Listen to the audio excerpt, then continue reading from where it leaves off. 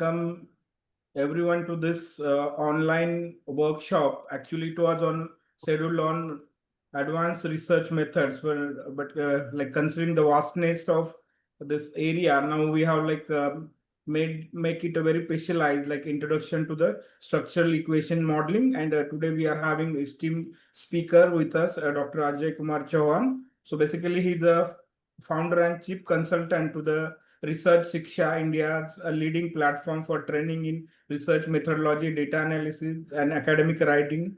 He holds a PhD in finance with advanced qualifications in mathematics management, and he's a UGC NET certified.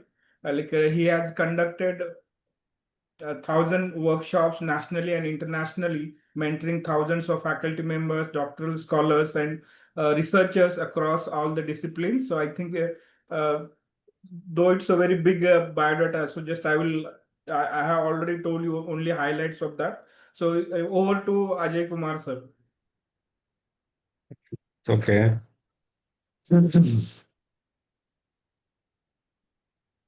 So, hi, hope I am audible, visible. Yes, sir. Yes, sir. Yes, sir. Basically, so I will speak on structural equation modeling for 2 hours. So I am sharing my screen.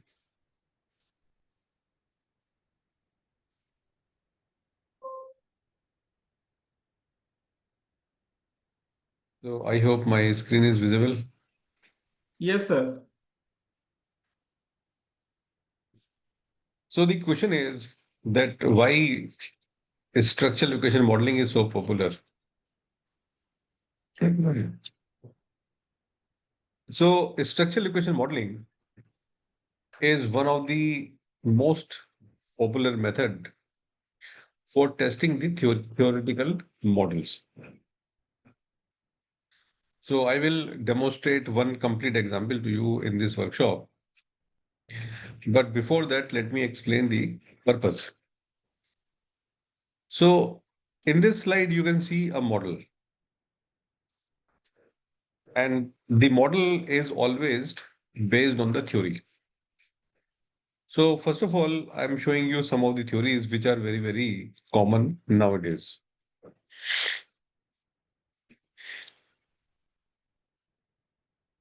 So these are some, if you can see, these are some of the theories which are very, very popular. Although we have some many more theories, but related to the social media, social science, which includes economics, management, and commerce. So in our area, these theories are very popular. The first theory is the theory of planned behavior, which talks about the how the people make the planned behavior. In marketing, the planned behavior is purchase behavior. In HR, the planned behavior is intention to quit, to join. Entrepreneurial intention is a planned behavior. So whenever you make a planned behavior, the theory is very, very helpful. So if somebody is from marketing, so they will apply the theory in marketing side. So those who are in finance, so they will apply in financial side, like investment decision is a planned decision. So theory is very, very important. Now the second theory, which is very popular, is just opposite to the planned behavior. This is known as impulsive behavior. Impulsive behavior means the behavior which is not planned, and you decide, you just make a decision. For example, if you go to a shop and you suddenly saw 1+1 offer and you buy. And another example which is very common in our household is that if you are just scrolling the Amazon.com or Flipkart and buy whatever you like, with it is without planning. So that behavior is known as impulsive behavior.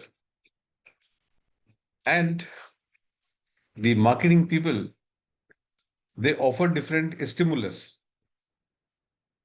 to attract the customer so that they do the impulsive behavior. The another theory is theory of reasoned action, which say that why people take this behavior, why the people behave like this. So it explains the reasoning of the behavior. Like in India, the people is having a habit of eating too much food. They eat. So whether they are happy, they eat. Whether they are sad, they eat. And if they are doing nothing, they eat.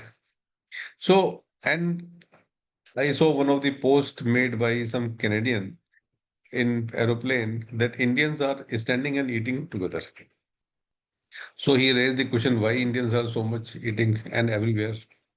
So behavior, a kind of behavior. And nowadays I'm observing. So whenever I'm going to teach a class, students prefer to sit in the last benches. So it is a question that why students are always preferring to sit in the last bench. So there must be some reason of it.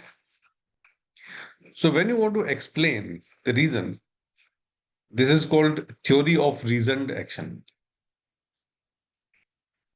So when you have this kind of questions, research questions, you go to the theory. Similarly, another very important model, technology acceptance model. Why people accept the technology, adopt the technology. So consumers are adopting internet banking, artificial intelligence. So I visited a college and I asked them, the dean, sir, nowadays most of the companies are hiring those students who are very well equipped with the AI tools. The reason is that AI is very effective and time saving. So the professors told me that, sir, we don't teach AI to the students because otherwise they will copy and paste, do all other things, all these things. So they will not read, they stop reading, they do assignment from ChatGPT and all. So actually, the problem is that acceptance of technology is having so many problems. Hmm. So why people accepting the technology? So this question can be solved by technology acceptance model. Although TAM model was quite old model, the new model is known as UTAT model.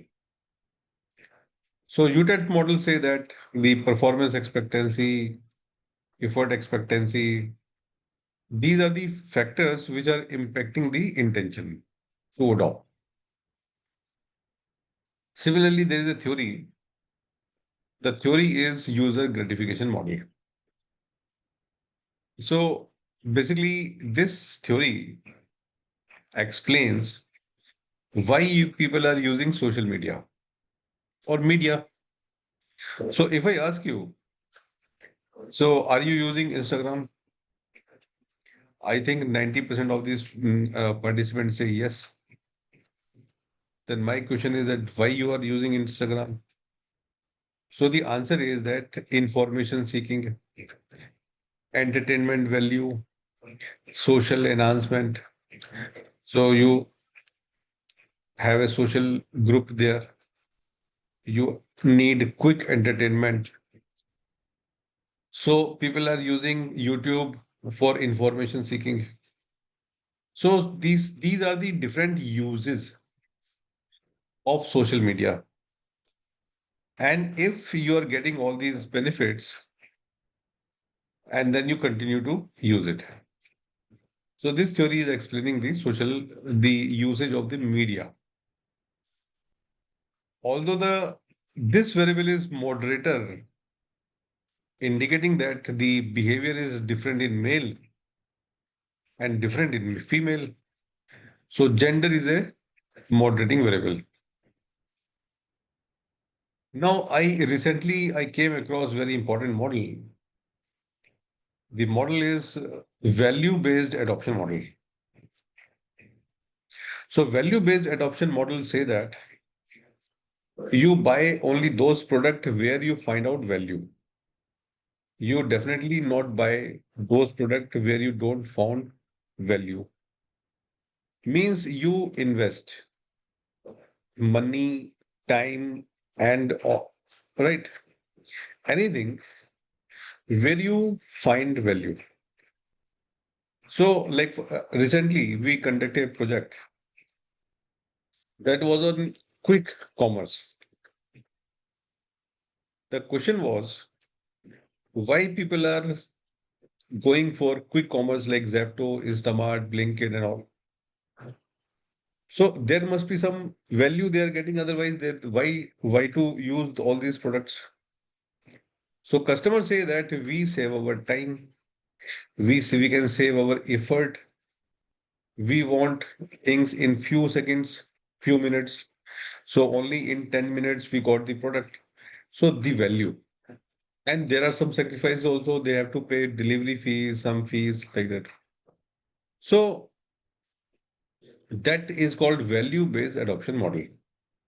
If you provide value to the customer will adopt the product, buy the product, otherwise he will not buy the product.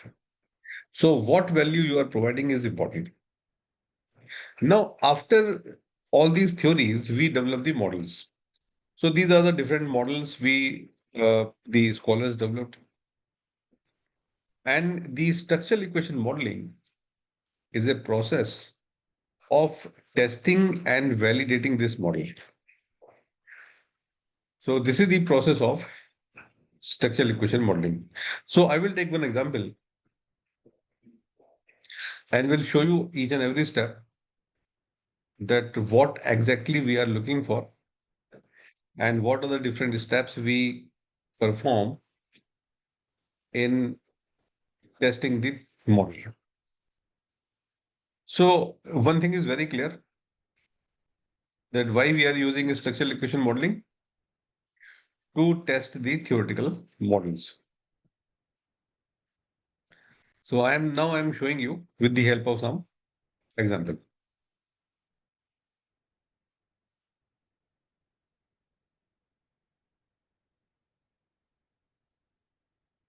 So I have a data set with me. So first of all, I'm explaining the data with you, and then I will show you all the steps that we can do in software.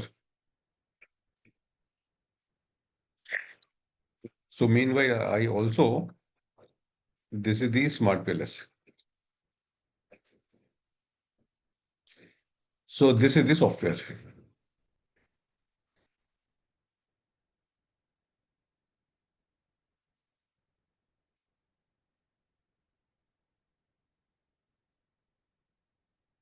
So I am removing the previous models.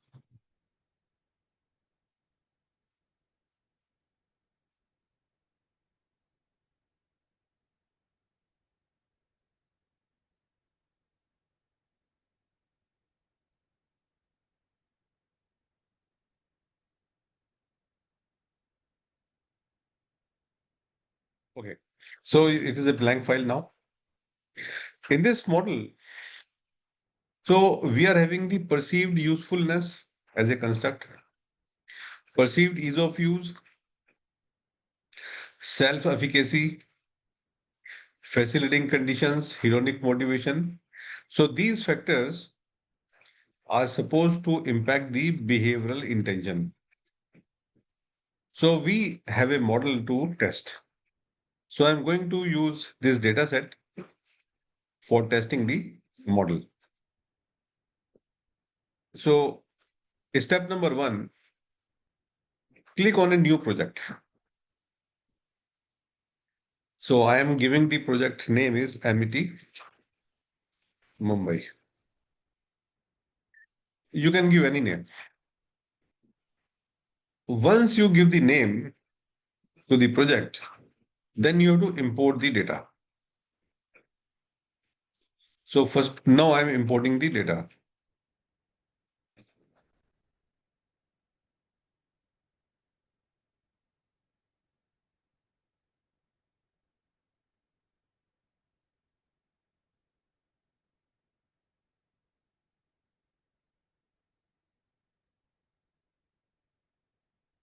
So this is the data which I want to use. So when you import the data, the software will show you the data set. And if you click import, the data is now in the this is Smart PLS. So this is the data set. After making the data set, we have to create the model. So you can see that creating the model is the next step. So I'm creating the SAM PLS model. So I'm giving the name SAM. So when you click on it, a blank page will appear. This page you have to use for making the model. Now first construct or factor is perceived usefulness. So I am selecting all these statements and drag and drop. So simple drag and drop will work. So you can increase and decrease, zoom in, zoom out by this. So right bottom you can see we have a zoom it, zoom out option.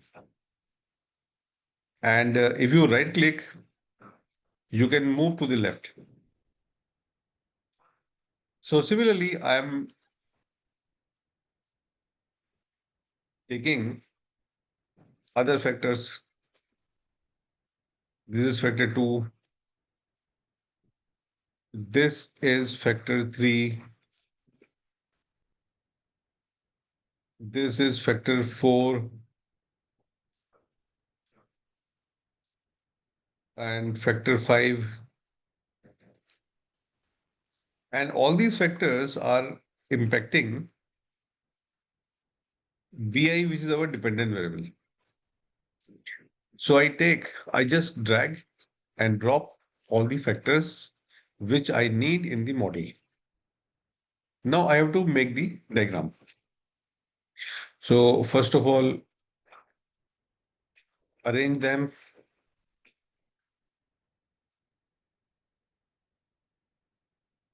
So I am arranging the.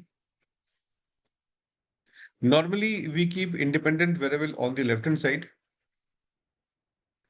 and dependent variable on the right hand side. Now, so this is a kind of framework. Now click on the connect. So we have a connect option and now I'm connecting. You can see the direction is from left to right. So after connecting, the model is ready. So I have to change some thing. So I zoom in. Actually, you know that there's a gap between. So I can take it near so that I can improve the model. So some kind of designing is required in the models. So I can also save my space.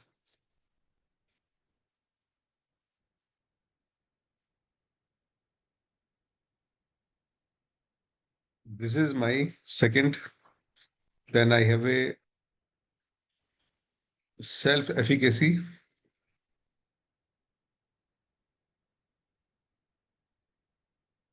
This is the third one.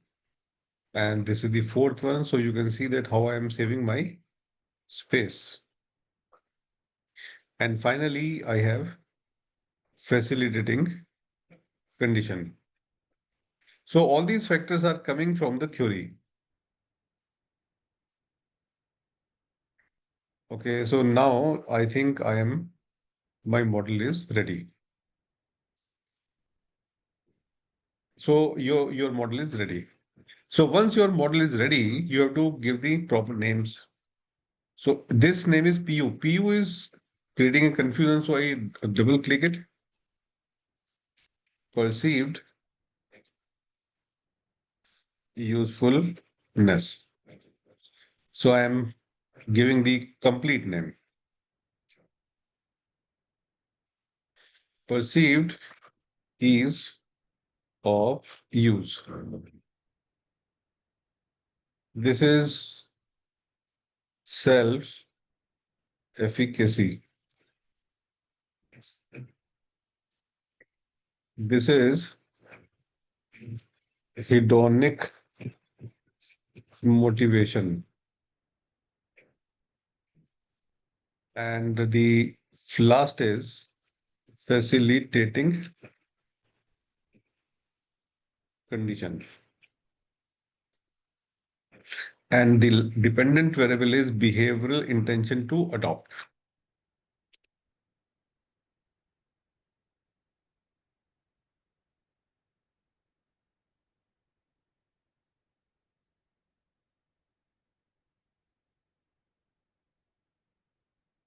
AI applications.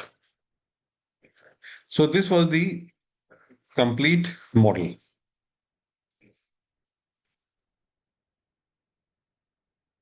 Okay, so this is the model. And if you want to increase the font size, you just click on it, press plus, the font size you can increase so that everybody can see this.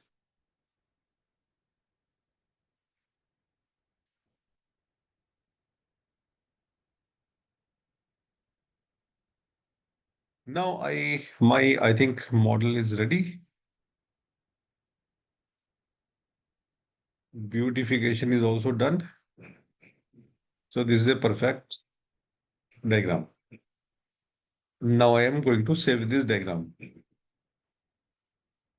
So once you make this diagram, so we can run 7 or 8 models on this diagram. So I'm showing you one by one. So first of all, you can see this calculate. So if I click on the calculate, the step number 1 is to go for consistent PLS algorithm. So first of all, we have to go for consistent PLS algorithm and click start. Now some of the result will come. I am going to show you one by one. First of all, I have to click on construct reliability and validity. So in this case, we are having some. So I'm telling you the condition also, that what are the different conditions we have to check. In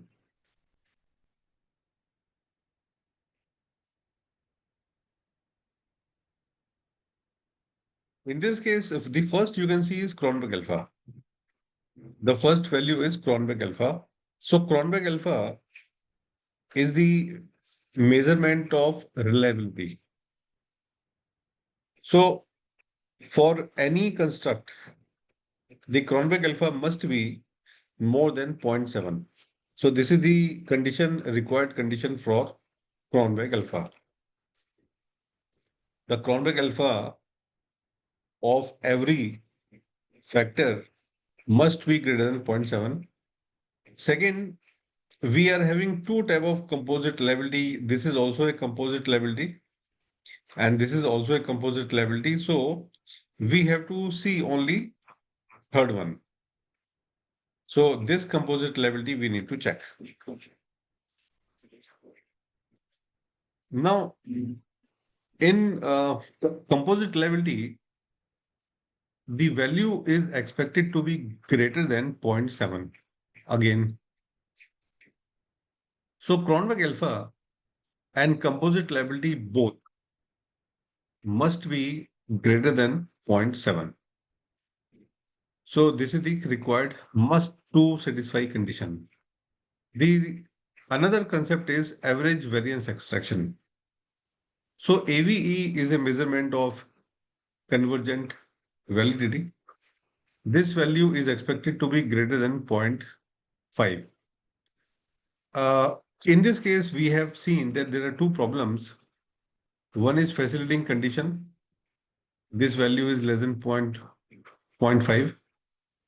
The another problem I can see is perceived ease of use. So perceived ease of use is also found to be 0.71. So you may be thinking that what to do if we are having a problem. No.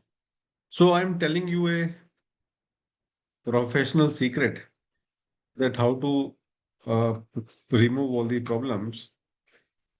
So I'm showing you the problem, one of the problem I have in facilitating condition. So let's see.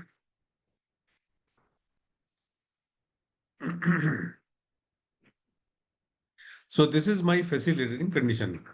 So you just copy these values and paste in any Excel file. And this is just serial number. Now do you just calculate one thing as TDEV, standard deviation of the values. And drag and drop. Take the minimum 2 decimal you can take. So now I have to find out those values which are greater than 1.5. So that is a biggest problem. Like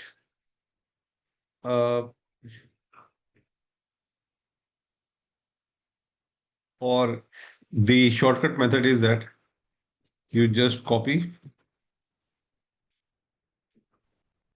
and paste as value and decrease in them in descending order.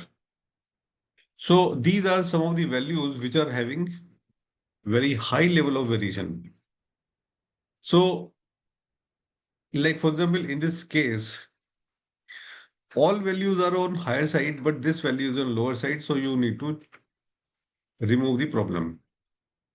So some kind of this basic cleaning will solve the problem. Actually, sometimes the respondent don't read the questions and fill the data without properly reading. So I just correct top 10 values and after that, I just go back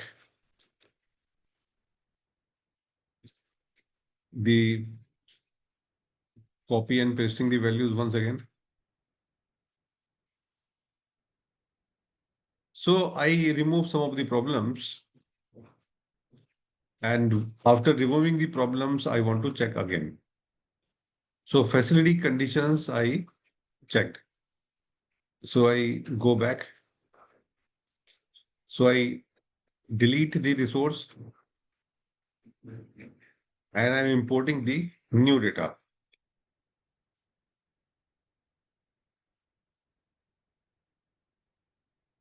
And after importing, I am going to the model, running the analysis once again, consistent PLS. And if you check the reliability, so it is on the borderline. On the borderline means if I correct one or two more values, it is fine. So in this way, we do some problem removal. And like, for example, if I just do this step,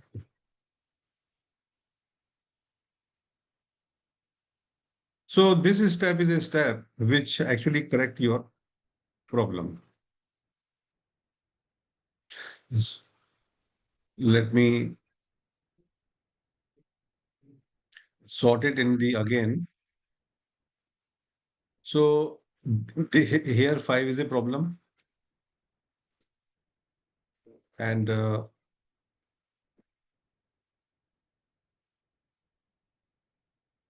that's it. So if you just correct some of the values according to this method, you can remove the problem.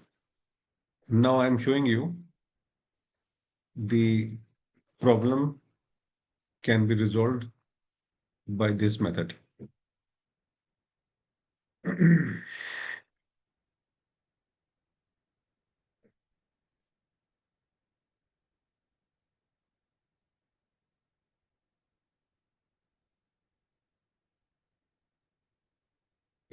Okay. So the new file is saved in this name. So I'm taking another data one more time. Delete resource, delete import file, and this is the correct new data set. And import, go back. So again, running the model. And now you can see the problem is corrected. So it is one of the professional secret that how you can clean your data. So similarly, if I repeat this process for PAOU, it will be corrected. So I have to check whether my Cronbach alpha is more than 0.7, yes. Whether composite liability is more than 0.7, yes. Average variance expected more than 0.5, yes. One problem is there, but you know how to solve it. Then the second thing we need to check is outer loadings. Outer loadings. In outer loading, the minimum expected value is 0.5. So you can see that some values are red, some values are green. So minimum expected value is 0.5. So if one value is red, there is no problem because the overall average of all the numbers are more than 0.7. So the average of all the number are required to be more than 0.7. And so I have all values okay. Only PEOU 4 values are having problem, but you know that how to solve it. This is why, because AVE is less. So because of this, the construct loadings are also showing problem. Otherwise, most of the data is fine. So we have to report all these values in the paper. Another thing, another thing is discriminant validity. So you have to report the values of discriminant validity. In discriminant validity, there are two methods. One method is HTMT ratio. So you can see this is HTMT ratio. The HTMT ratio is having a rule that all these values should be less than 0.8. All these values should be less than 0.8, 0.8. So here all the values are less than 0.8, so we don't have any problem in discriminant validity. The another value you need to report is Fornell-Larker criteria. So if I click on Fornell-Larker criteria, the criteria is the first value of every column. The first value of every column must be the highest value of the column. Her column की पहली value highest होनी चाहिए. Like 0.790 is the highest among all the values. 0.709 is the highest among all values. 0.799 is the highest among all values. So this criteria is also fulfilled. So we have two criteria for discriminant validity. The first criteria is STMT ratio, where all values should be less than 0.8. That is also satisfied. Fortnell Lurker should be less than first value should be the highest value of every column. So that is also satisfied. Now, then next is collinearity statistics. So the next value we need to check is collinearity statistics. In collinearity statistics, the maximum allowed value is 5. So, and the best is less than 3. If all VIA values are less than 3, then it is a perfect. So you can see that all the values are green because they are less than 3. And maximum it can go to 5. So we have to report this value also. Now, after that, we have to report the model fitness. Model fitness, this is the final value which we need to report in this output. So like SRMR value of the estimated model should be less than 0.08. So this estimated value should be less than 0.08. So this is 0.04, which is less than 0.08. That is good. NFI value is expected to be greater than 0.8. So here the value is 0.83, which is more than 0.8. So this value is also okay and fine. So we have reported all the values in this output. Now I'm showing a paper, a research paper, that how to show all the values in the paper.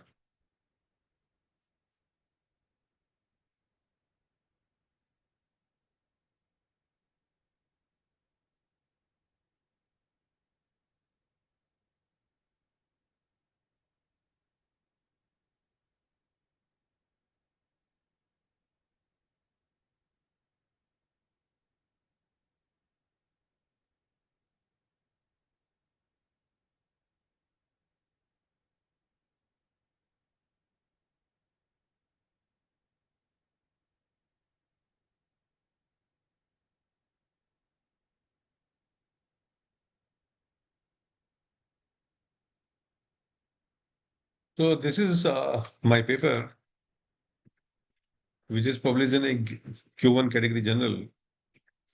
So I'm showing you the reporting style. Now this is the table number 1, which we have completed. So this is the name of the construct. Okay, let me increase the font size. Now I hope you can see. The first table is this is the factor, and these are the item codes. The factor loading is the loading where I said the minimum value is 0.5. So these are the standardized factor loadings. The minimum value expected is 0.5. Cronberg alpha should be greater than 0.7. Composite liability should be greater than 0.7. And average variance expected should be greater than 0.5. So you have to report this table for all the factors. It is compulsory this table to report. So this table, I repeat, factor name, factor loading, alpha, reliability, and AVE. So if you click on outer loading, so these values you need to report. Reliability and validity, all the values you need to report. So These two tables give you table number 1 of the paper.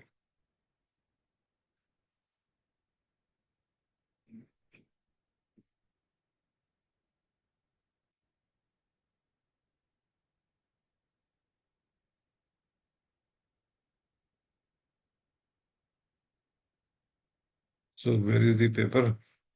Yeah. Now I hope you understand the how to make this first table. So structural equation modeling, you need to tell, inform, you have to explain your model, that what is the purpose of the model. Okay.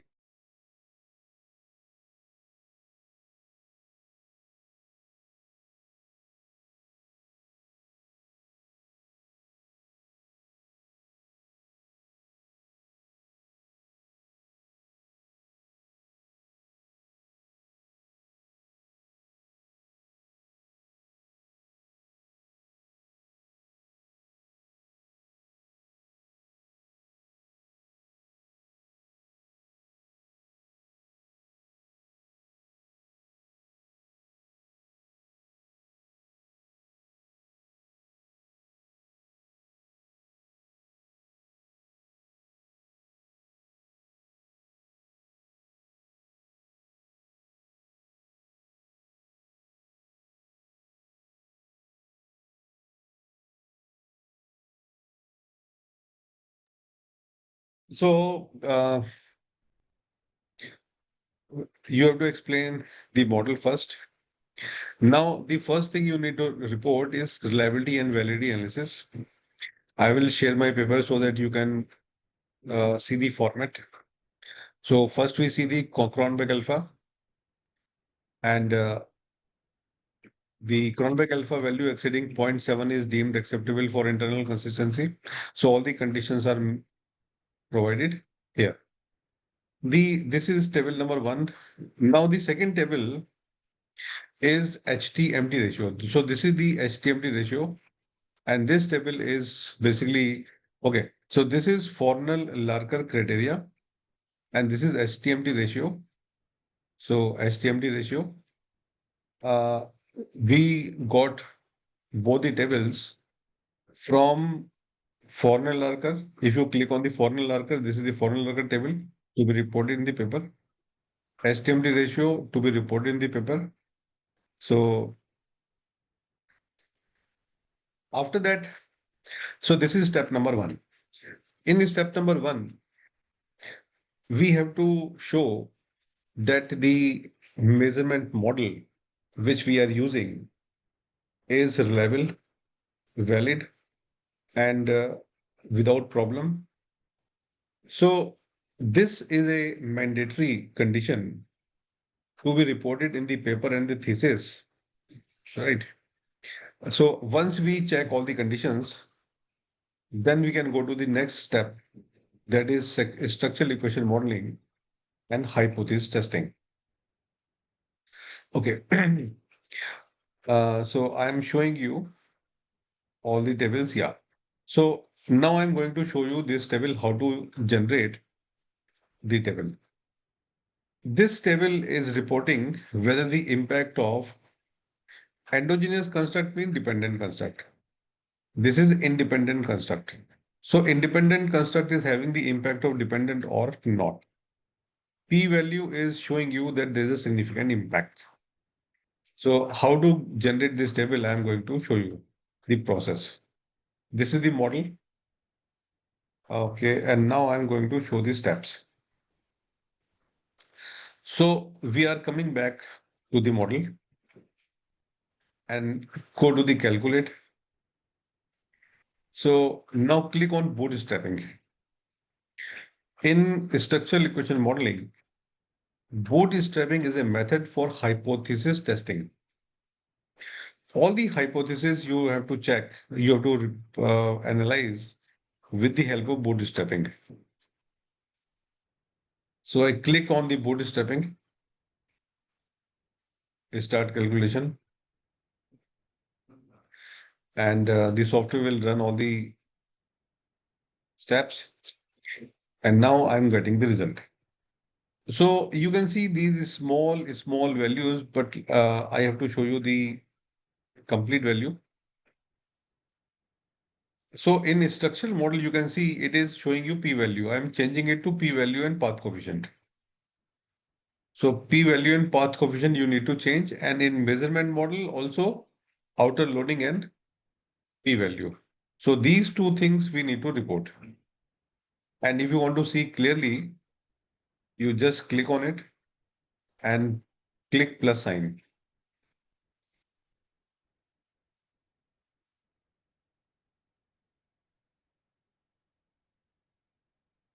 So these two values are showing the path coefficient and p-value. Like for example, in this case, 0.202 is the path coefficient and bracket value 0.000 is the p-value.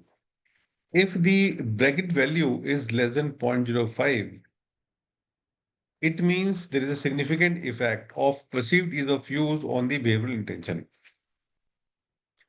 Basically, the social science believes that one attitude impacting the other attitude. For example, I believe that most of you who are attending the workshop are faculty or scholars. Now, if I ask you, what is your attitude towards research papers? So, do you have positive attitude toward the research paper, or you have negative attitude toward the research paper? Because I have seen many professors who say that चाहे कुछ भी हो जाए paper नहीं लिखेंगे because we are teaching good, students are good, paper का क्या करना है?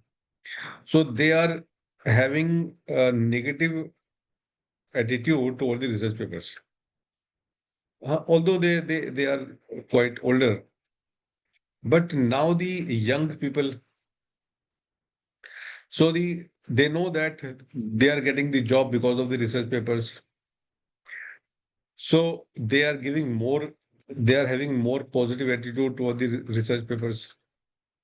Because whenever some young research scholar meet me, he always asks me, sir, give me some tips to publish the papers. So attitude. Now, if you have this attitude have a impact on the attitude for learning the research method. So one attitude is influencing the other attitude. So that relationship we are examining in structural equation model. So like perceived ease of use, if you think the using the technology is easy, like for example AI, if you believe that if you perceived means if you believe that using AI tools is easy, then you have an intention to adopt. So this relationship is examined by the path coefficient, which is 0.202. Now this 0.202 can be positive or can be negative. So positive value have a positive impact. Negative value is having a negative impact. And the value cannot go beyond 1. 1 से ज़्यादा नहीं हो सकता. So the maximum value you can have for this is 1. So 0.2 means 20%. So you can say 20% of the effect is coming from perceived ease of use. So which is, I think, the highest among all. So if you compare all values, the highest value we found in case of perceived ease of use. The second highest value is facilitating condition, because you can use AI tools when internet is available. So much facilities should be there. Otherwise, without these facilities, you cannot use AI tools. So FC means facilitating condition. So now here we can say the perceived ease of use is having the maximum impact because path coefficient is the maximum. The least impact we found is usefulness. मतलब फायदा क्या होगा? So that is the least usefulness, least, but it is significant. Impact is least, but it is significant because p-value is less than 0.05. And if you go to the open full report path coefficient table, so this is the table that we report in the research paper. So this is the beta, standard deviation, t statistic, and p-value. All the p-values you can see are in green. So because all the p-values are green, so we can say there is a significant effect of all the factors on the adoption of AI tools. So this table we have to report. Another thing we have to check is R square. So the software say that R square is absent. Okay. So we have to run it again. If you need detailed values, you click on complete. So in complete, you will get all the information.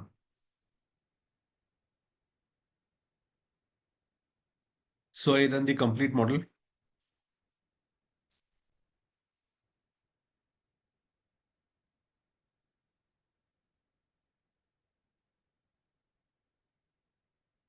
Now in complete, we again go to the results.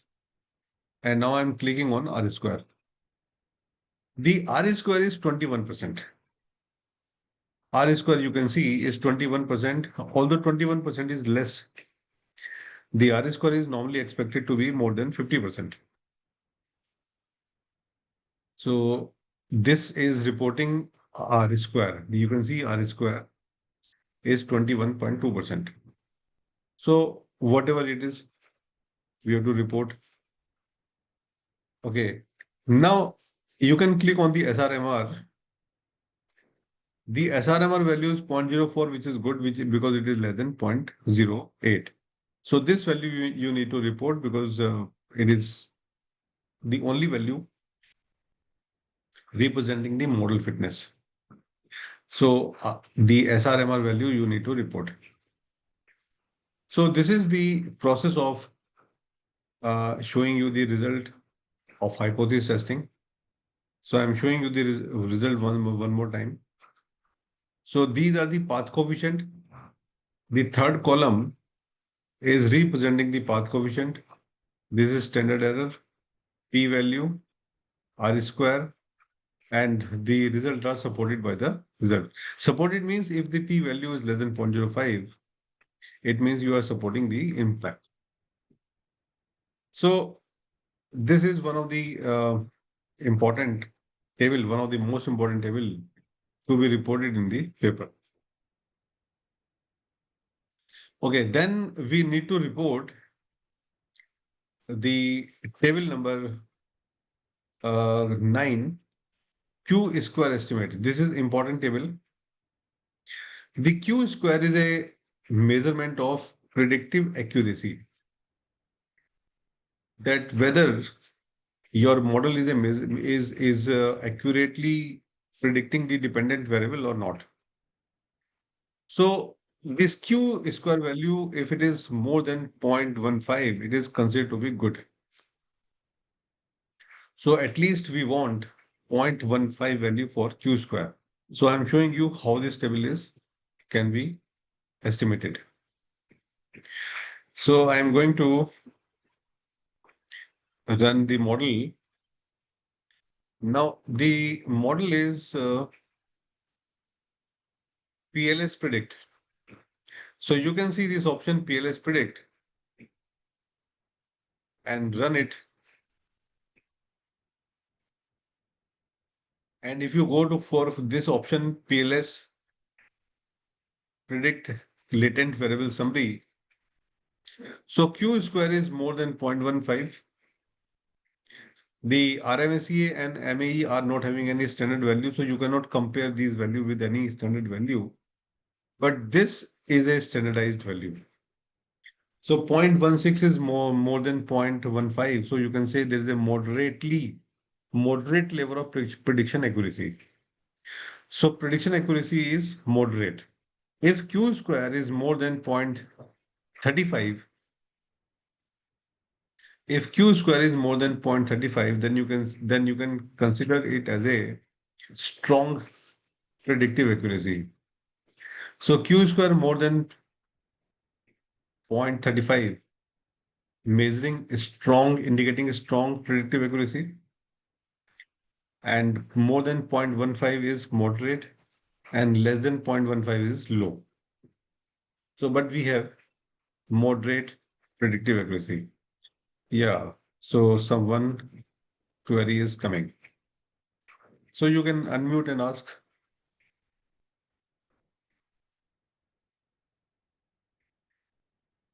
Suvarsi Banerjee.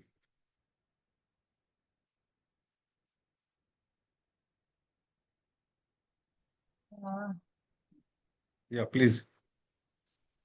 Am I audible, sir? Yeah, you are audible, Yes. perfectly audible. Yes, I am a faculty in the AITT department only, recently joined in IIT Mumbai. Sir, one doubt I'm having, just before you have shown the hypothesis supported thing, right? So I have Yeah. one doubt in this area that, This table, I yes, sir. think. Yes, this one remark. So in the paper, as we are calculating the hypothesis, if all the hypotheses are supported, then our clarity of the data analysis will be not. I'm saying that it has to be, one has to be not supported, right? How all the hypotheses can be supported in one. My concern is this. Understood, sir? What I'm trying to say. Yeah, actually, you are having a problem that why all the hypotheses are supported. Yes, I Right. have a doubt Yeah. in this. Is it valid? And that's what I want to ask. Okay. Actually, when you are testing the hypothesis, there is a concept called nomological validity. Now, nomological validity say that whatever result you are getting, are they in line with the result already published in the literature? Right. So whatever result you are drawing, whether the results are in favor of the or in line with the existing work or not. So in this case, the journal don't have any problem that all the hypos supported or not. Right. So, but in general, one or two hypotheses may not be supported. It is not compulsory that all the hypotheses have to be supported. It is not at all compulsory. That's what I wanted to. In many cases, one or two hypotheses may not be supported. But this happens when you have too many hypotheses. If you are testing 4, 5 hypotheses, so normally they support it. I have seen many models where number of factors are very high. So normally, if you have too many factors, then definitely some factors will come insignificant. So in this model, the feature is that only 4 factors are impacting this. So when you are taking only 4 factors, so the hypotheses are supported. The factors which I am testing, like this factor, there are 5 factors. I have seen many models where the research college started with 9 factor, 10 factor. So in that case, all hypotheses cannot be supported. So some of the hypotheses come insignificant, right? Okay, but if you ask from any rule side, is there any rule that all hypotheses cannot be supported? No, there is no such rule in the literature. So I hope you got your Yes, answer. sir. Yes, sir. I was just wondering that if it is entirely supported, then the paper will be valid or not valid. That's what I wanted to. I had a doubt. You cleared it, sir. Thank you, sir. Uh, I- this paper is published in Q1 category journal. So when they don't have any problem, so why we are having problem? No, sir. I'm just asking out of concern that if No, this thing actually, I'm telling happens. you one thing. The research, yeah, it is true that we do some manipulation. It is a fact, right? But the problem is that uh, in if you write a paper where the hypotheses are not supporting, Mhm. then journal knowingly reject your paper. Okay. So this problem is known as file drawer problem. So this problem was quoted by the one of the professor. The name of the professor is Professor Rothensel. So Professor Rothensel say that if you are sending a paper where the hypotheses are not supported, although they are supported by some other authors, Mm. then journal blindly reject your paper.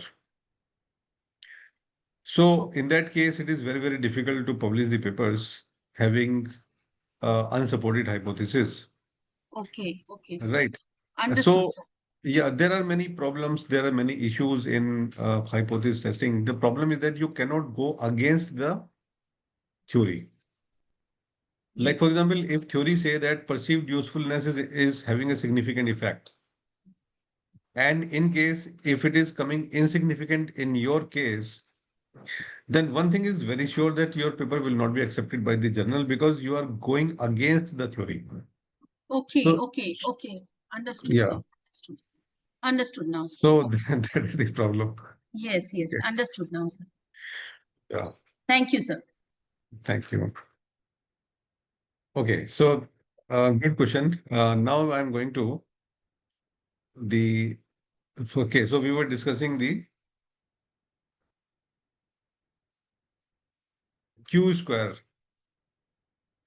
So Q square should be greater than 0.15, and if it is more than 0.35, then it is considered to be very good. I hope you got this. And one more thing, nowadays there is a concept called CV-PET LV summary. So this concept CV-PET LV summary, I hope we also reported in this paper. Yeah, this is the table. Earlier we did not reported this table, but reviewer asked us to present this table also along with the Q square results. Now, what is the concept? The concept is the your model, your PLS model is compared with the linear model. So we have two models. We are applying two models. One is the PLS model, and second is the linear model. And we are comparing which model is the best. Right. Now, the concept of comparing the best is how much loss we are having from the model. Loss, information loss. So information loss is one of the indication that how much information you are losing in applying the model. In common sense, I just explain. Suppose your R square is 60%. It means 50%, 60% is explained, 40% is not explained. And you can imagine that 40% is a loss. It is not explained. Now, where this loss is high. So if our model, PLS model is good, the loss is less. And if second model is good, then loss there is less. So we are comparing the loss, average loss difference. So we are calculating it by PLS minus the model. And if the loss is coming is negative and significant, if the loss is coming significant, then we can say the model is good. So it is one of the concept in CVPET. This is CVPET. So you can also report the CVPET results So you can see PLSM versus linear model. So this is PLS loss, and this is LM loss. And if I'm asking, so where the loss is high, नुकसान कहाँ पे ज्यादा है? तो LM loss में ज्यादा है, LM linear model. So average loss difference is negative and it is significant. So we can say the PLS model is better than a linear model. So PLS model is better in our data set. Okay, Raghu Kannan, MD, please unmute and ask.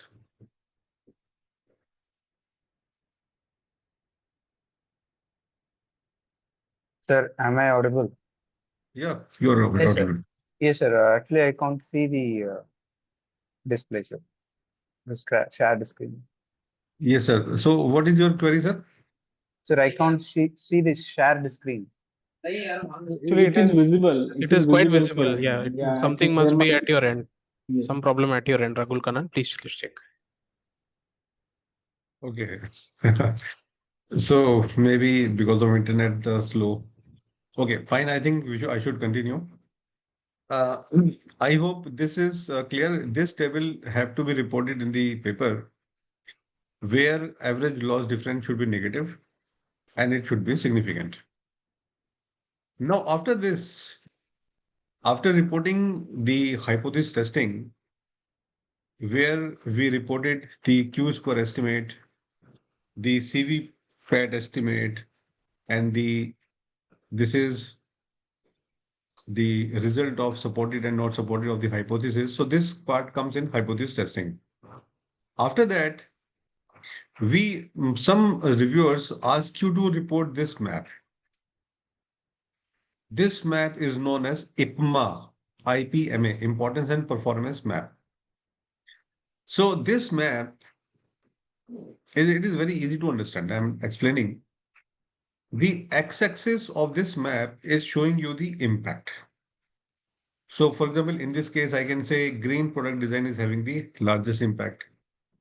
Regulatory framework is having the lowest impact. So higher the x-axis, higher the x value, higher the impact. And y-axis is showing you the agreement, where consumers are more agree, where the respondent are more agree. So if we see the y-axis, the red value is the lowest value in the y-axis. अगर हम vertically देखें vertically तो red circle सबसे lowest है. It is the lowest value. So we can say the respondent are lowest agree with the green logistic and highly agree with the green product design. So two interpretations we can report in single graph. So this is known as importance performance map. So how to make it, I'm showing you. Okay. So go to the this model, go to the calculate and go to the PLS predict CVPAT. Now just click OK. And you'll get a result.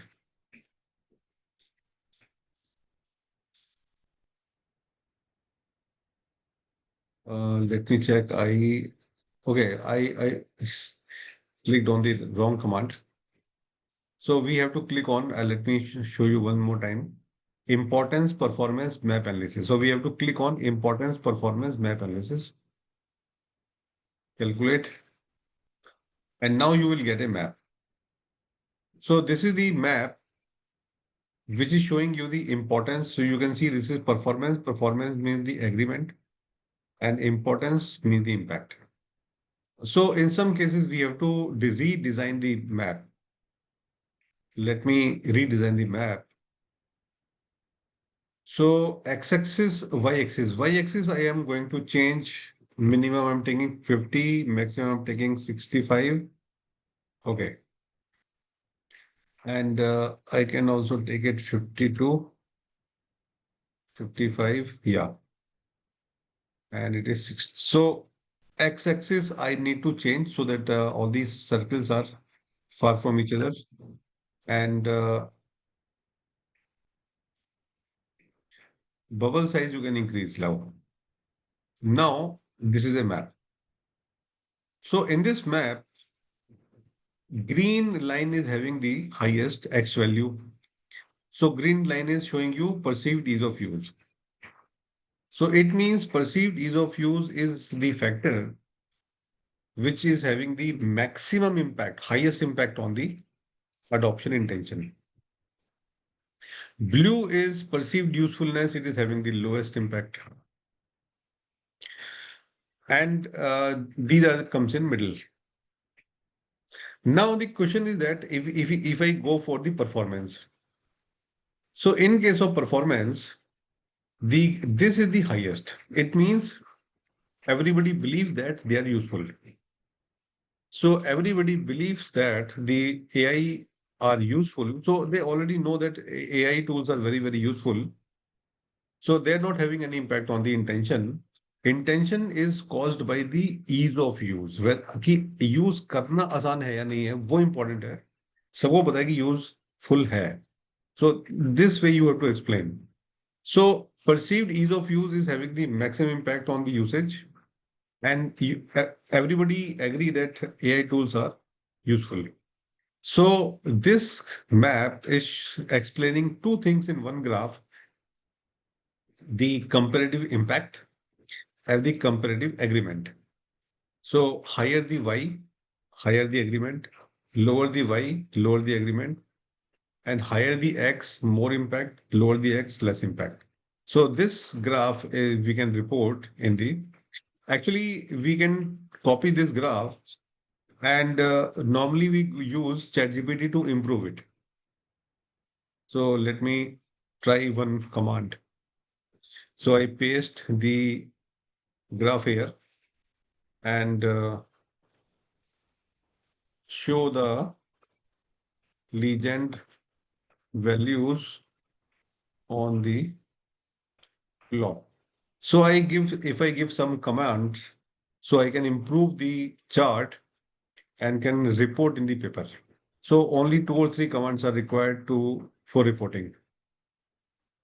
So we are also using AI tools for improvement in the graph. So many things. Okay, so this will give you the result. So this graph we reported in the paper, IPMA graph. And now, okay. So this is the explanation discussion. Okay, fine. So only these analyses are sufficient for writing one paper. Now I'm going to show you one very, very advanced technique, which is in much demand today. So now you can see the software write all the values here. So you can download the chart and report in the paper because the software is not giving you the value. So we can write the values by this method and we can further improve the chart and can use in the research paper. Now I'm showing you the another technique, which is known as necessary sufficient condition analysis. In short, we can call it NCA. Now, what is the idea? The idea is that there are 5 factors. So can we think from this point of view that some factors are necessary factors and some factors are sufficient factors? Like, for example, if you are driving a car, is it possible that you can drive a car without a petrol? Answer is no. Is it possible to drive a car without air in the tire? If your tires are punctured, you cannot drive the car. So puncture and petrol, they are not having any impact on the satisfaction.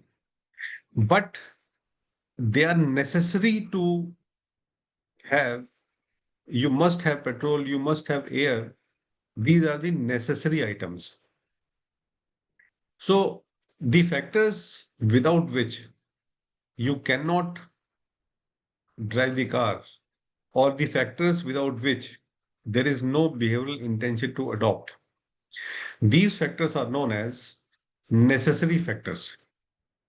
And the factors which are there, and if these factors are not available, then also you adopt the AI, are known as sufficient factor. Like for example, in your car, if AC is not working, then also you can drive the car. You may be less happy, but you can drive the car. So these conditions are known as sufficient conditions. So that analysis we can also do on this data set. So now I'm showing you how we can perform NCA analysis in this data set. So first of all, we go to the calculate and go to the PLS-SAM algorithm.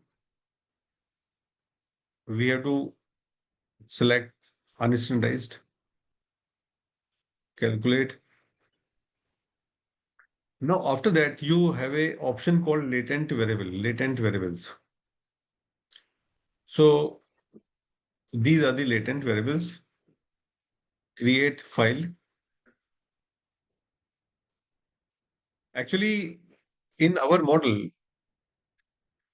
this is known as factor, and these are the items which are measuring the factor.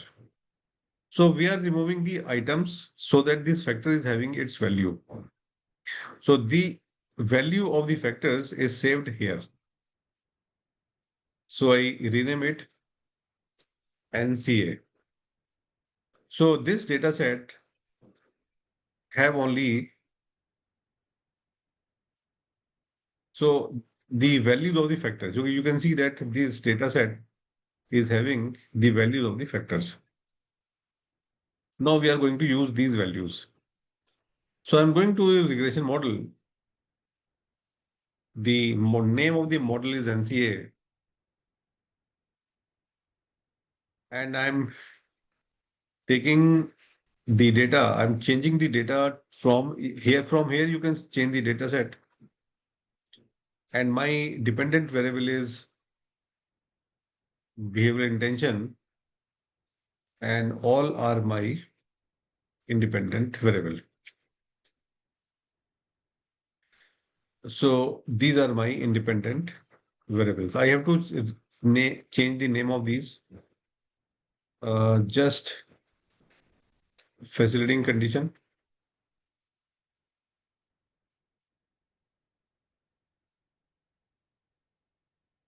So that the correct name comes on the report.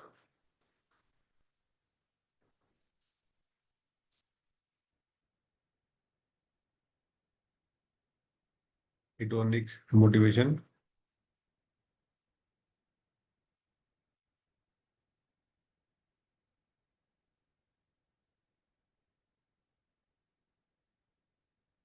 So now, and the dependent variable also I changed. So this model is known as NCA model. So go to the calculate, and you can see that necessary condition analysis and calculate. So now go to this table, percentile. So you can see the self-efficacy 93. Perceived usefulness is 32. Perceived ease of use 79. Hedonic motivation 22%. Facilitating condition 57%. So self-efficacy and perceived ease of use, they are having importance of more than 80%. So the theory say, the literature say that if the percentage is more than 80%, then these factors can be considered as a necessary factor. So these factors are just like petrol. नहीं होगा तो गाड़ी नहीं चलेगी. Means if you think their AI tools are not easy to use, you will never use AI tools. Self self-efficacy means self-driven. So if you don't have self-efficacy, you will not use AI tools. So according to the data, whatever result we are getting, so perceived use, ease of use, and self-efficacy are the factors which are necessary for the adoption of the technology. And perceived usefulness, hedonic motivation, fulfilling condition. So they are not necessary; they are sufficient. If they available, good; not available, fine. So this analysis also required for improving the value in the paper. So we can run NC analysis like this. Now in this SEM, if you go to the calculate, you have many other options. Like you can apply mediation and moderation also in this data set. So we can also apply mediation. We can also apply moderation. So there are many methods which we can apply in a structural equation model. So basically, I explained the three steps: the assumption testing of the SEM, hypothesis testing of the SEM, and the model fitness of the SEM. So these three things I covered along with the NCA also. So four things I covered in the session. Now I will include whatever you ask for. So because all of you are attending, so you must have some queries in your mind. So if you have any query, then please ask. And whatever you ask me to run, I will run that. Participants, you may write in the chat box first. We'll unmute you and you can ask directly.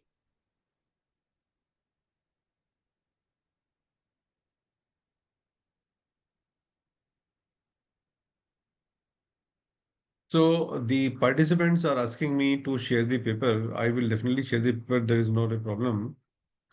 I will share the paper. So whatever query you have in your mind, you just put your query in the chat box and I will answer your query.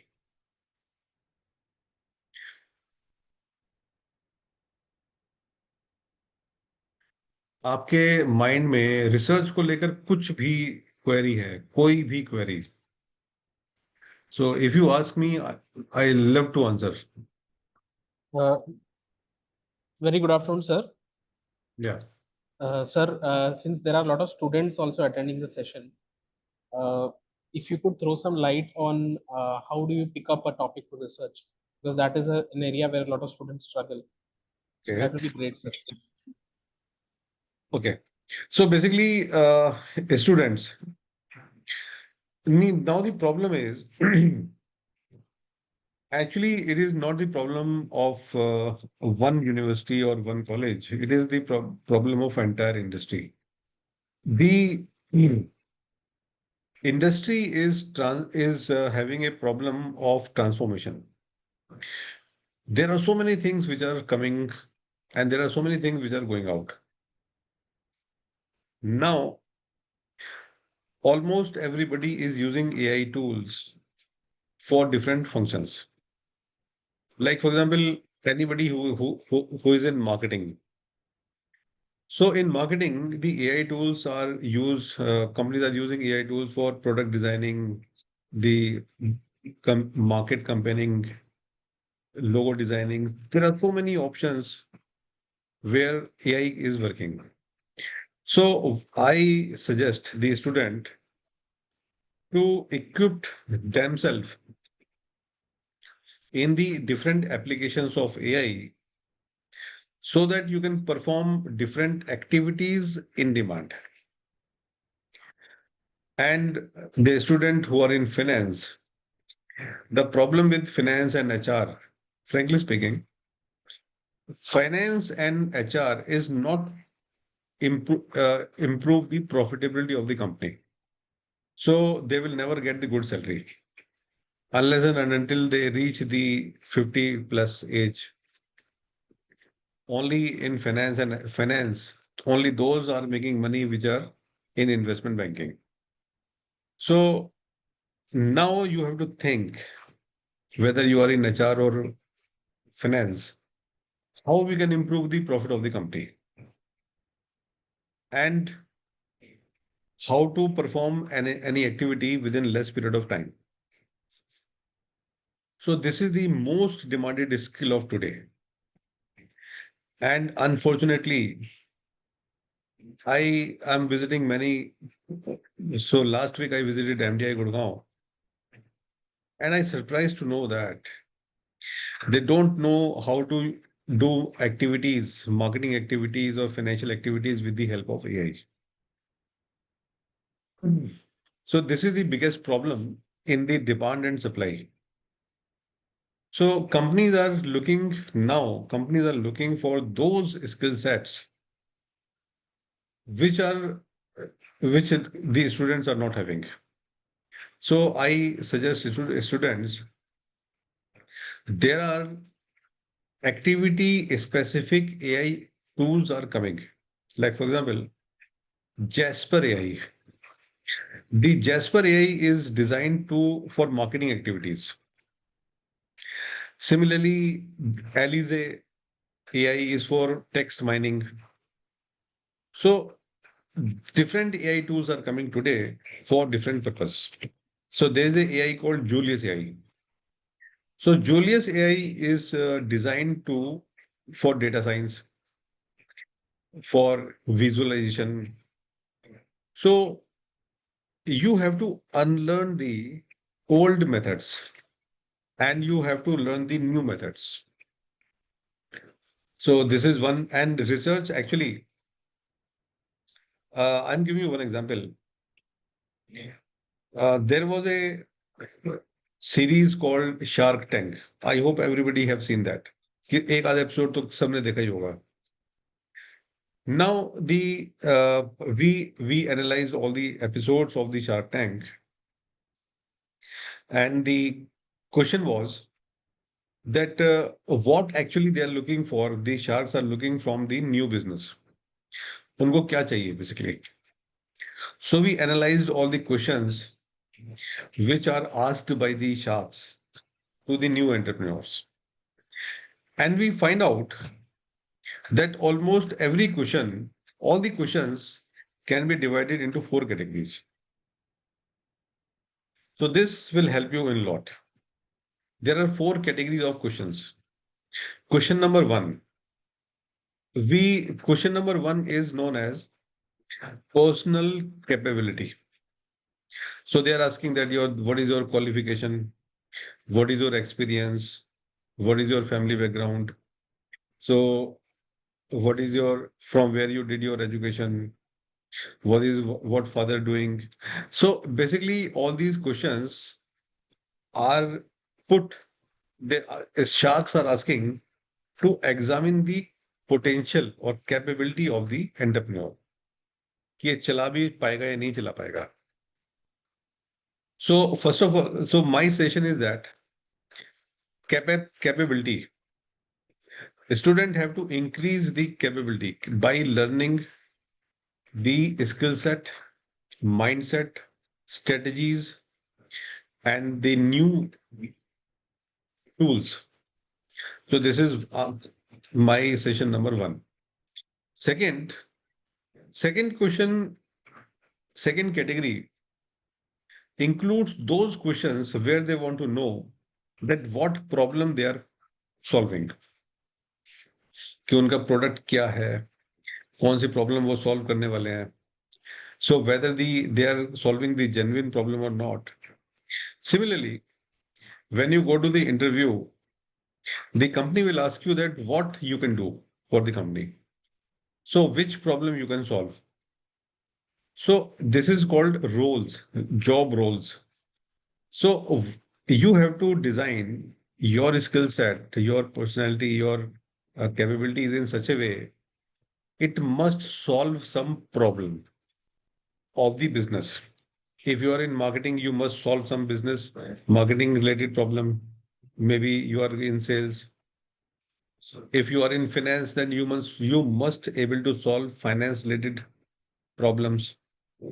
So problem, what problem you can solve? Degree लेने से फायदा नहीं होता. आपने कौन सी capability develop की है कि आप कंपनी की प्रॉब्लम सॉल्व कर सकें, कौन सी एक्टिविटी सॉल्व कर सकें. So that is the most important part. The third category in business is coming as a scalability.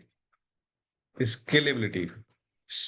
Scalability means if you are selling your product, is it possible to sell the product to 1 lakh people, 1 CR people, 100 CR people? कितने लोगों की problem आप solve कर रहे हो? Are you solving a very unique problem or problem of the mass?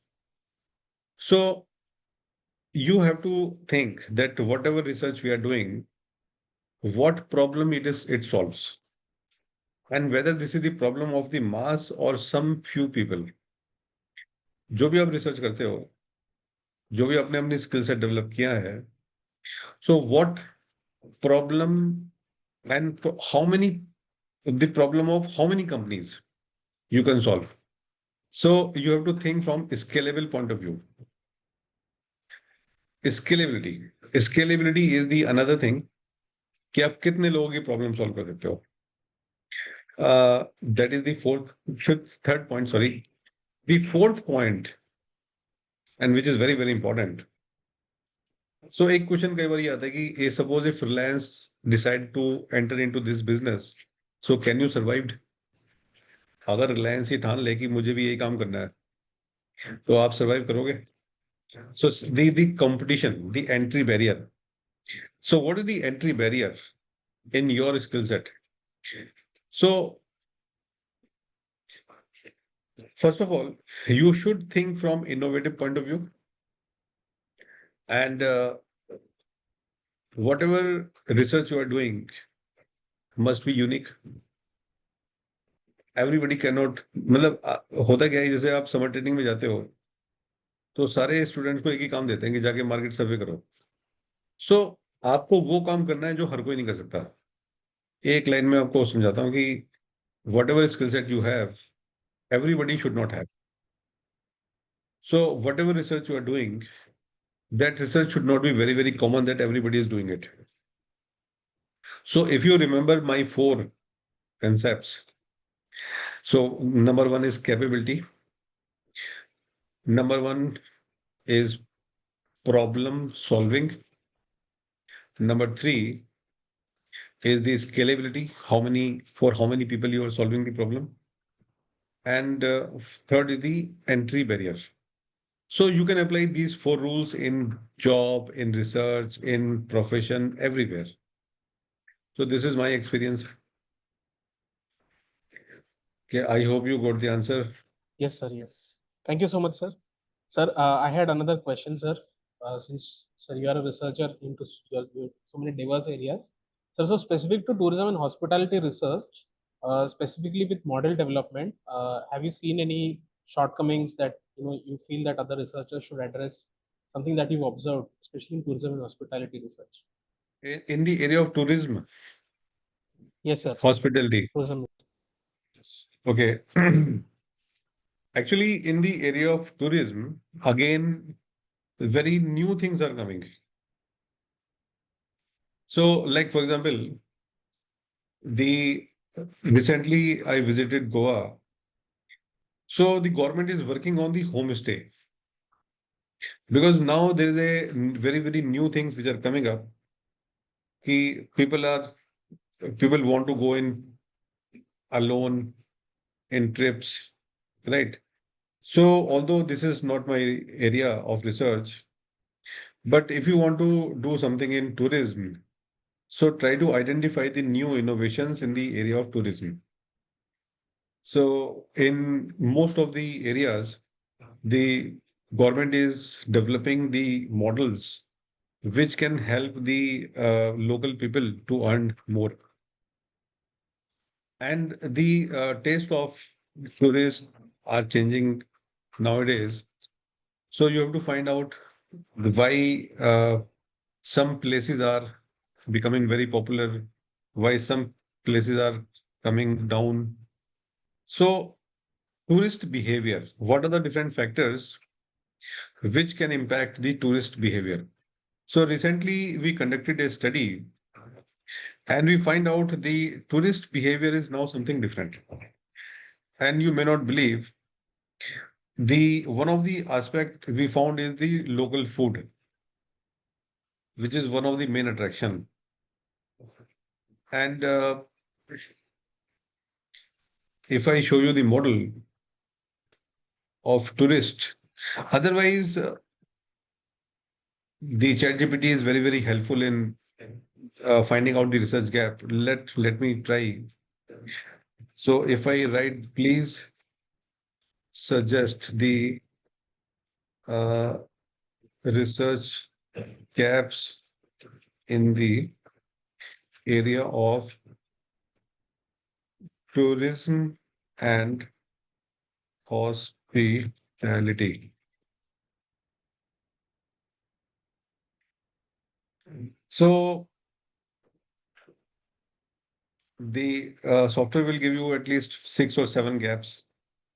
So value core destruction in tourism and hospitality, digital and technological transformation, emerging technology, innovation and entrepreneurship, strategy implementation, destination branding. It is a good topic. Destination branding and social media, gender diversity, bridging academia industry gap, planning and implementation gap. So there are many culinary tourism and food experiences. So you can find out the research gap in this sector. Actually, this tourism is not my specialization, so I can't tell you more on that. Yes, sir. Thank you, sir. My expertise is basically the data science, AI research. So I am working on 3 areas. Got it, sir. Got it. Sir, I had another question. This is specific to qualitative research. So, sir, Yeah. in quantitative research, sample size estimation is there are processes to do it. But, sir, one problem which when I've asked others also they are facing is the sample estimation. So, sir, can you throw some light on what is a good sample size, especially for qualitative studies? Okay. So it's a good question. Actually, nowadays there is a concept of mixed method. The reason is that the problems are very new. New kind of problems are coming in the business. Like in one of the example,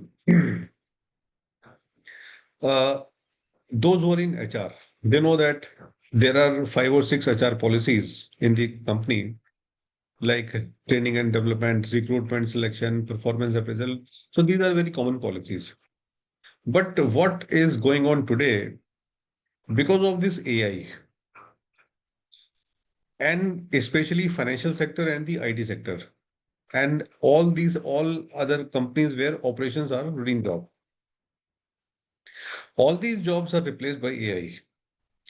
So there's a new challenge in front of the companies that what changes we have to make in those HR policies so that we can improve the performance of the firm. So we decided to conduct a research on this topic. So we decided to take the interview of HR managers.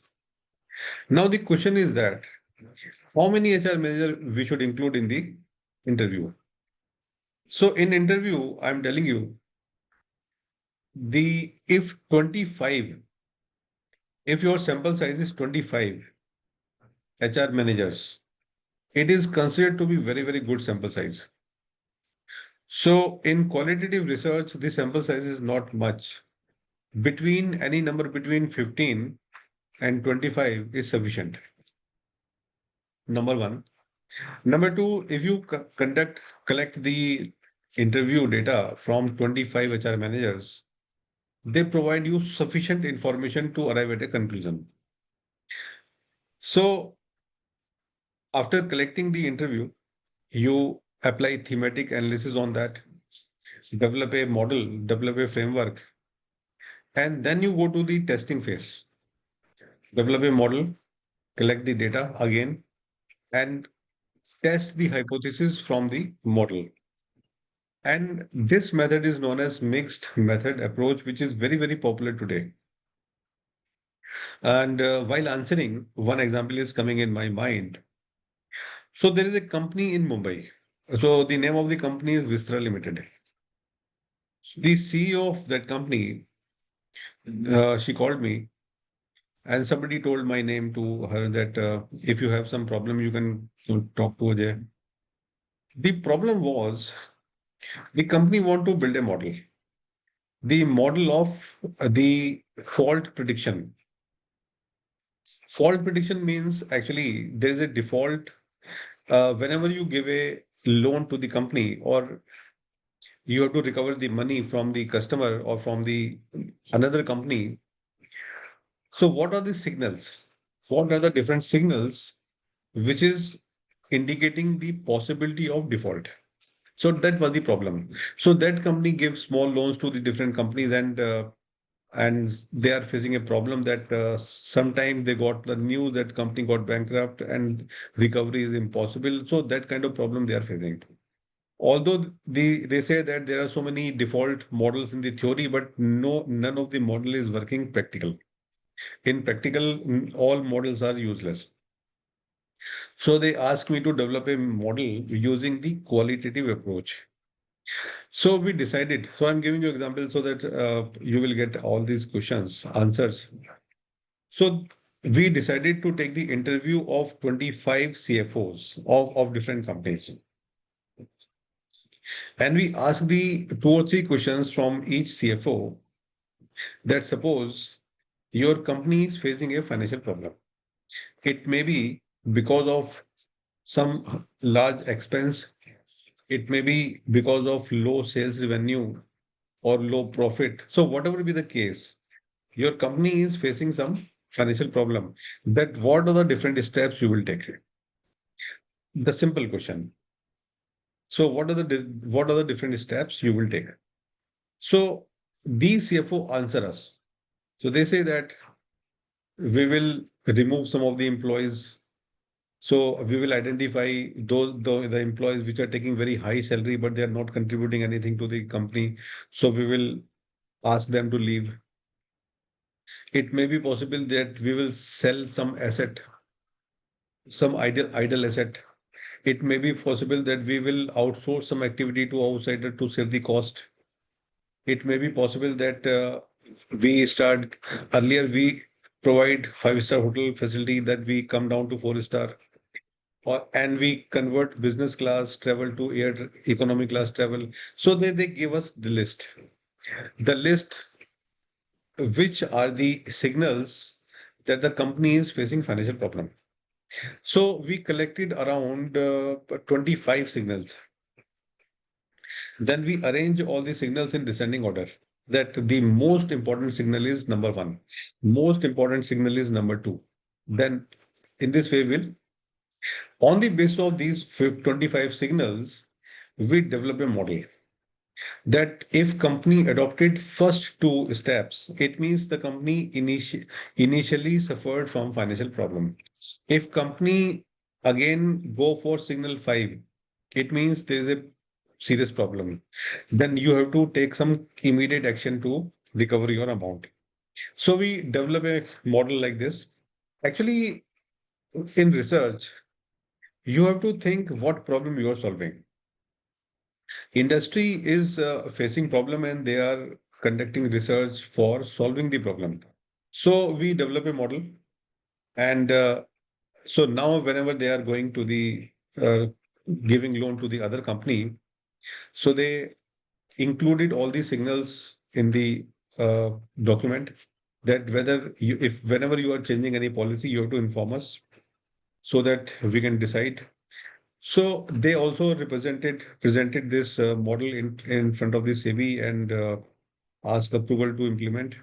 So like that. So basically, mixed method approach. So where you are going from qualitative aspect, collect the data from interviews, they will give you better result. Better result, better research. In foreign countries, the qualitative research is considered important. India, the problem is that there's a lot of biasness coming if you are not conducting the qualitative research with honestly, with proper steps. So that problem we are facing. Conducting fixed qualitative research is a task, typical task, but it is very, very effective. Industry don't use the survey research, frankly speaking. So they do research to solve some problem, right? So the purpose of research must be to solve some problem rather to uh, submit a report, writing a paper. So that is a secondary. So from a student point of view, I just suggest that once you identify the problem, think how to solve it. Yesterday, I got a call from a student in Mumbai. So he told me, sir, today we have a paper. And in the paper, the question comes that suppose you are a bank manager and you are going to launch a fintech app, what problem you will face from the customer side? So the student told me, sir, during the examination, we cannot suppose that I am a bank manager. So हम सोच ही नहीं पाए कि हम bank manager होते तो क्या होता. तो the problem is that the application part is missing. आपको रट्टू तोता नहीं बनना है. So you have to imagine that suppose I'm a manager, if this problem comes, how to solve that problem. So that kind of mindset you have to develop. Yes, sir. Thank you so much. Sir, do we have time for one more question? Yeah, please. So, sir, one more thing, since you mentioned mixed method research, sir, I'm experimenting with triangulation. So, sir, yes, sir. So, I'm experimenting with triangulation, sir. So, while using SEM, we get, let's say, a relationship is mentioned at that there's a weak impact. But then when I use qualitative, it might suggest that there is another mediating variable that will, that actually has an impact on the independent variable. So, sir, how do you solve this problem, sir? I have a little bit of problem understanding because that contradicts the methodology. If I Okay. Basically, triangulation method is a method to validate the concept. So basically, concept is coming from the qualitative side. And suppose you say that, for example, you say that the adopting AI will improve the performance. This is the concept. Now, to validate this concept, to this relationship, you collect the data from the customer respondent. Now, the question is that if everybody is saying that adopting AI will help in improving performance, why it is not validated from the secondary data? So it may be possible that the respondent may not read the question properly, may not understood the concept. So you should apply 2 or 3 more methods to see that what is the actual concept. So triangulation method means you have to adopt like case study method, right? So you can adopt some other methods to check whether the concept is validated or not. So normally the contradiction result should not come. If results are coming contradictory, it means either your mixed method is wrong, qualitative is wrong, or some the data empirical results are wrong. So somewhere it is a problem because concept जो है वो तो वही रहेगा concept. तो गलत कौन सा है ना वो आपको चेक करना पड़ेगा. got it, sir. Thank you so much. Participants, anyone else has any other questions? No. So, sir, if there are any questions after the session, we have, sir, do we have space for one question? Yeah, Vinod, Dr. Vinod is asking. Dr. Vinod, you can unmute. Yeah, good afternoon, sir. It was a wonderful session. Introduced us into the new world of easily creating these SEMs. So I request you to please share that paper as a reference and also the presentation so that we can further develop on your valuable lessons. Yes, Thank sir. you, sir. I will share with Vivek Datta, because I have his number. So I will share to Vivek. Noted, sir. So, sir, that brings us to the end of this session. So, sir, first of all, I would like to thank Amity University Maharashtra to have created this session, to the Honorable Founder President, sir, Chancellor, sir, and our Vice Chancellor, sir, for creating this space. A very special thanks to Dr. Ajay, sir, for taking this session, sir. It is very difficult to explain research, first of all, sir, but you've done such a wonderful job in 2 hours. And I'm sure participants have made a lot of notes. I've created a lot of notes. So much deliberation to do after the session as well, sir. So thank you so much, sir, for your presence. We would be very happy to have more sessions from your side pertaining your time and availability, sir. I would also like to take this moment to appreciate the IT team and admin team who have helped us in curating this session. So that's it from us, sir. Any last words to share, sir?